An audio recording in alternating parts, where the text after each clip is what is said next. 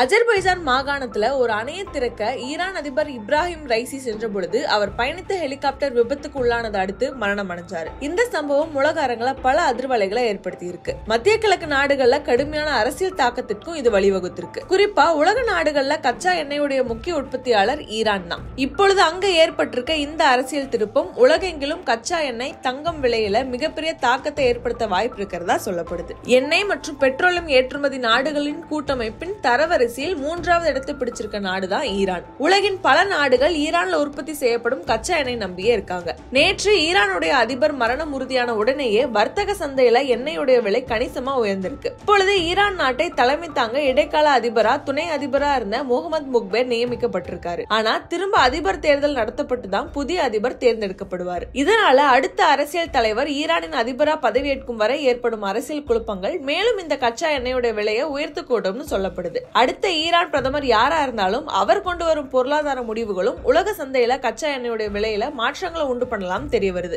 இதனால எண்ணெய்க்காக ஈரான் நாட்டை மட்டுமே நம்பி இருந்த பல நாடுகள் இதனால பாதிக்கப்படுவாங்கன்னு சொல்லப்படுது. அடுத்ததா தங்கத்துடைய விலை.